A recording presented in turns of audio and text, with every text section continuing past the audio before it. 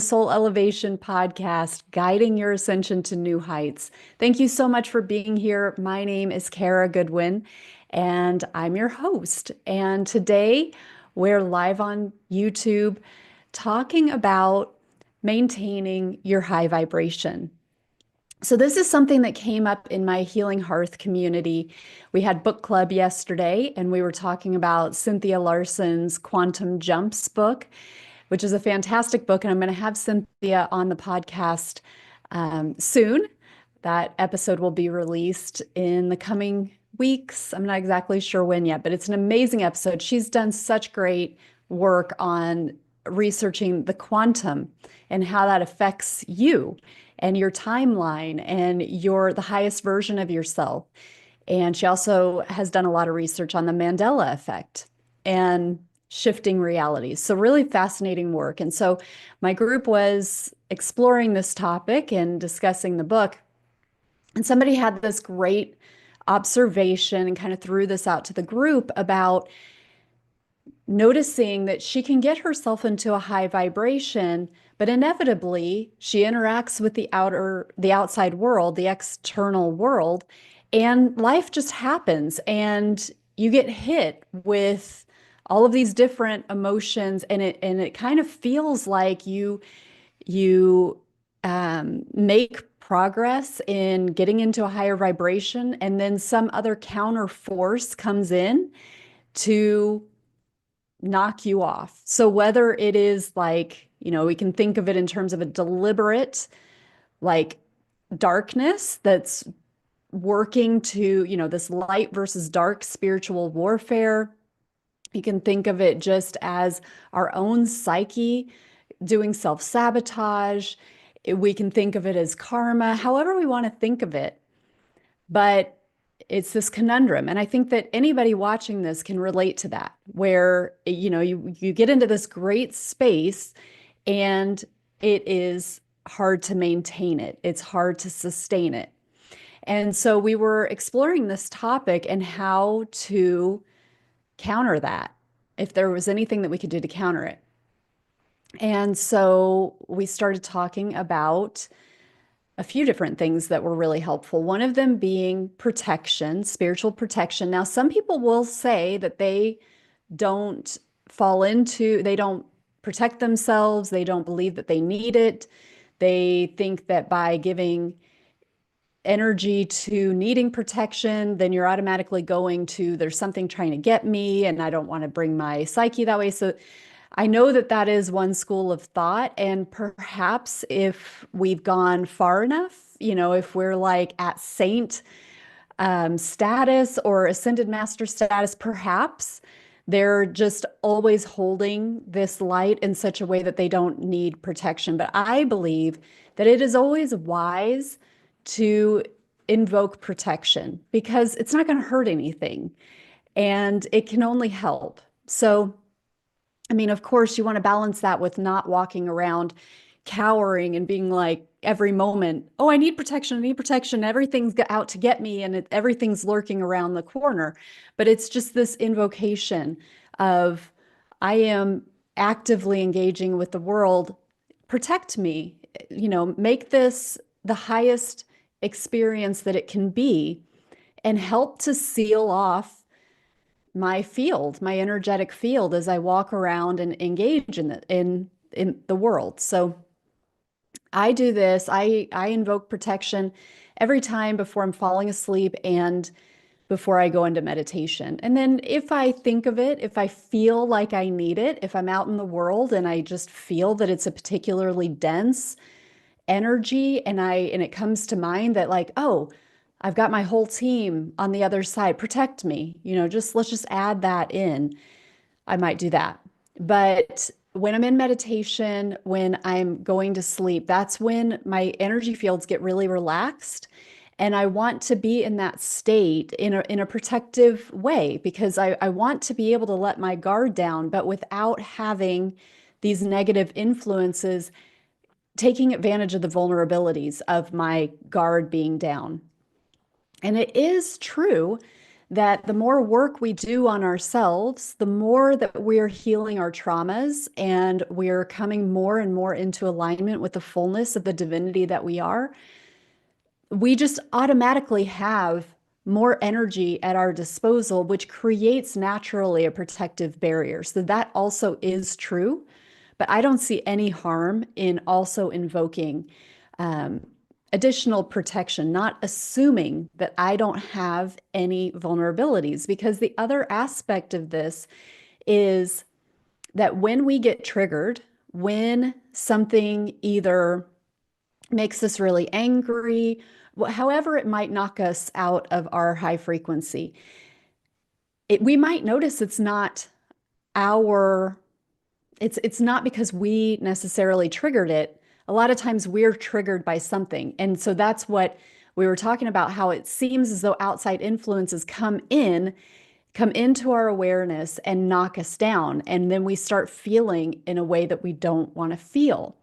But what's happening with that is that that means that there is some unresolved energy within us that is lower vibrational, that is able to be in resonance with that trigger. So when we have healed ourselves, when we've gone into the shadows and we have been able to integrate those wounds, and that can be really hard. I'm not saying that that is really, really easy. That may be something that you need to work with a therapist on, or a support group, or have some sort of support system, because going back into our wounds, that can be really, it's for the courageous, it's for the brave, and you can do that. But you just may want to have support there, somebody, a safe space, somebody helping you create a safe space where you can go and revisit those wounds, and they can help you to unfreeze that trauma, to change your perspective on it, and to integrate that wounded part of yourself so that it can heal. When we have done that work, then the resonance, the energetic resonance of that, it no longer is at that same vibration where it can cause something to be triggered within us, where it can cause that same triggering.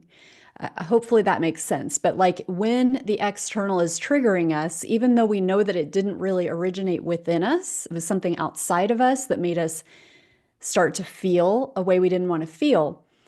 It is actually because there are unresolved things within us that are getting triggered and activated that are making us feel that way. So even though it's coming from the outside, it's still us, where it's showing us that we have some work to do. So that can actually be a gift, even though it's frustrating. It just depends how we want to look at it. But knowing, oh, there's something within me, like this is really bothering me, and there's something still here.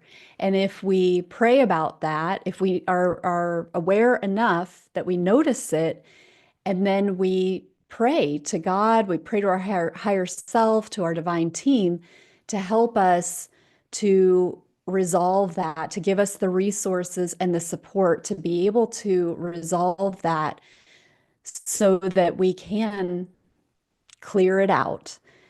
That's really the opportunity that we have when we're triggered like that. So those are a couple of things that I want you to consider in terms of being able to experience the higher vibration and also to sustain it. Because again, as we can get into a meditative state, we can have like an activating experience, we can engage with content that helps us feel uplifted and helps us remember the divinity of who we are.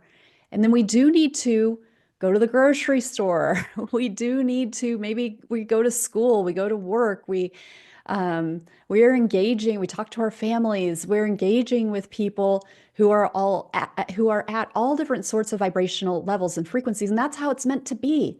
We're here, human beings on this planet, interacting with other human beings on this planet.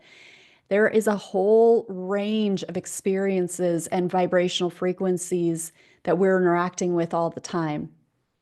But as we invoke that protection for one thing, in doing that every day, doing that when we need the extra support, doing that before we meditate, before we fall asleep.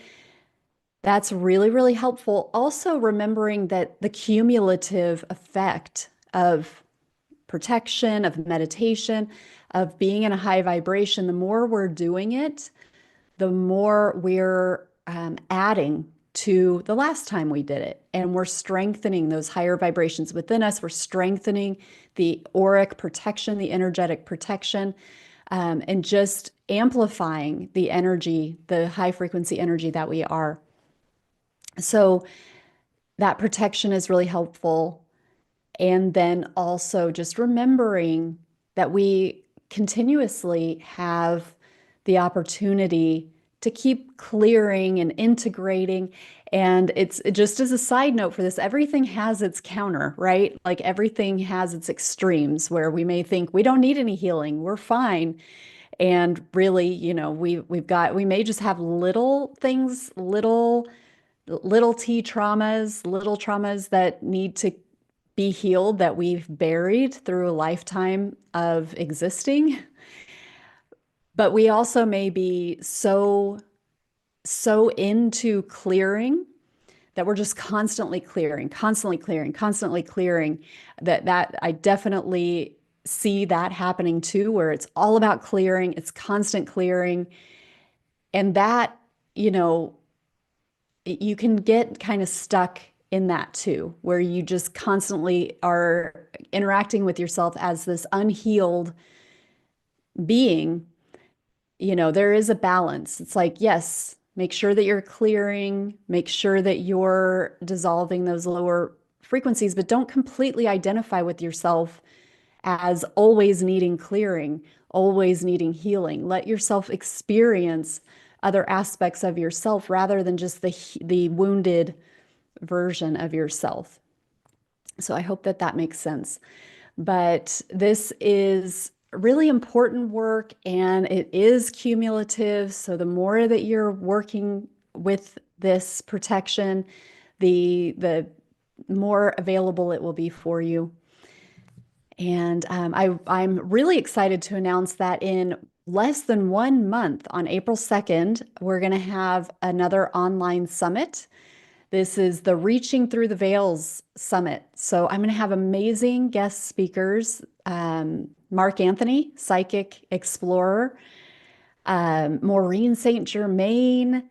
We've got Deanna Divine, Lori Williams, Julie Conrad, excuse me, and just some really Heidi Wright. I just released Heidi's episode, Animal Communicator, Dr. Charnel, who is just amazing. There are, I think, 10 speakers, and all of them are gifted in reaching through the veil. They can communicate with the other side. And so they're going to talk about what that's like for them. That's going to be very activating, and also give tips for how you can do it. So you can connect with that free. I'll put the link, but it's on my website, karagoodwin.com. You can upgrade so that you can have permanent access to the replay. And you can also upgrade to the VIP. There will be wonderful gifts from the guests for VIPs. So all of that information, but you can register for free. You can join us for free, and the replay will be available for free for 24 hours after we finish, in case you're asleep, because this will be on the 2nd, this will be April 2nd on Wednesday from 6 p.m. to 9:30 p.m. Eastern Time. So I am so excited to partner with these amazing guests, and I hope that you'll join us. So have an amazing rest of your day. Thank you so much for being here, and I will see you next time. Many blessings.